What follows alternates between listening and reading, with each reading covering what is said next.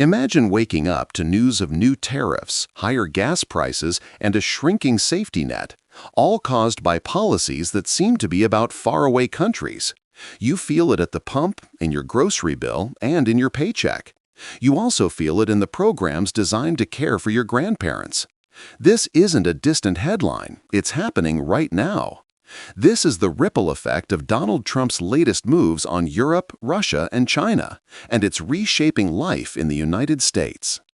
Donald Trump has never been shy about making bold foreign policy moves. In his latest push, he's pressuring European nations to cut back their energy ties with Russia, while simultaneously rolling out new tariffs on countries like China, India, and others that continue to trade with Moscow.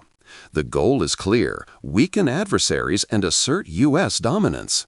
But the impact of these measures does not stop at Europe's borders or on corporate balance sheets. It seeps into everyday life in America, especially for younger generations trying to build stable careers, and for Medicare, the healthcare lifeline for tens of millions of older Americans.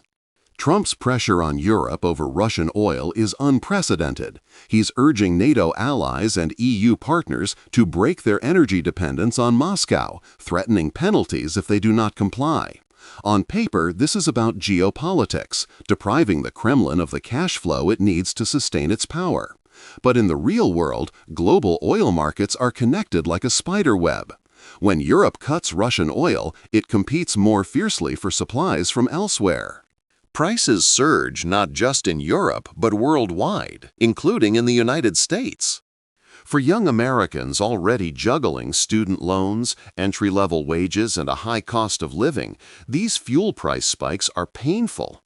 They raise the cost of commuting, of groceries, of deliveries, and of almost everything tied to transportation. It's not just about filling up a car, it's about the hidden cost embedded in every product moved by truck, train, or ship.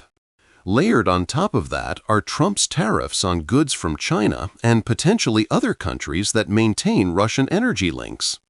These tariffs are supposed to punish strategic rivals.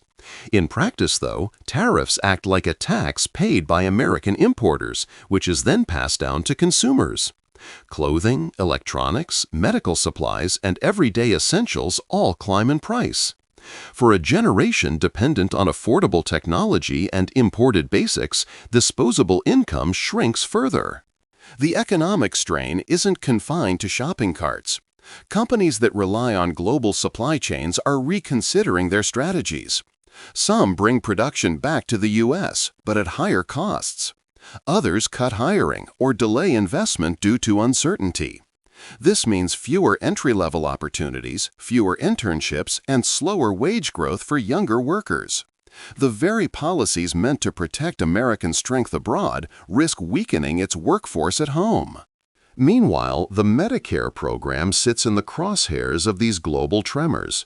At first glance, Medicare may seem far removed from trade disputes, but its budget depends on a healthy U.S. economy. Rising costs for imported medical equipment, pharmaceuticals, and hospital energy bills quickly inflate Medicare's expenditures. Inflation in the broader economy also raises the cost of services it must cover. And there's another indirect link. Payroll taxes from today's workers fund Medicare's future. When younger workers face stagnant wages or unstable employment, contributions into Medicare slow down.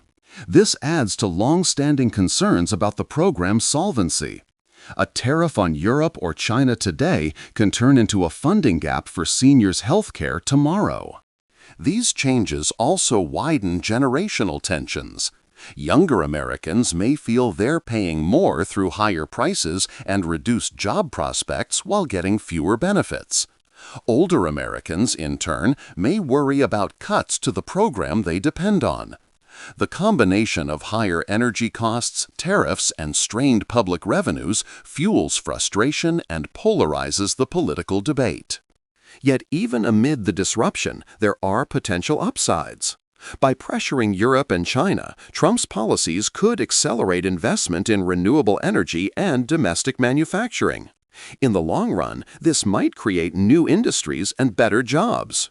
Cleaner energy infrastructure could reduce dependence on foreign oil and stabilize costs over time. Reshoring production might boost wages in certain sectors. But these benefits are slow to arrive and often unevenly distributed, leaving young workers to absorb the short-term pain while waiting for long-term gain. The story also underlines a key civic lesson. Foreign policy and domestic economics are not separate spheres. Decisions about tariffs, sanctions, and energy policy reverberate through paychecks, healthcare systems, and social programs. Understanding that link is essential for voters, policymakers, and community leaders alike. For U.S. youth, that means more than just staying informed. It means participating in civic life, voting on issues that affect both domestic and international policy, and pushing leaders to consider how economic strategies abroad translate to economic realities at home. For Medicare, it means exploring new funding models and cost controls that can withstand global shocks.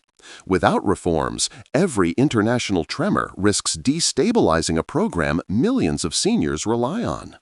Trump's supporters argue that these tough policies are a necessary investment, short-term discomfort for long-term security.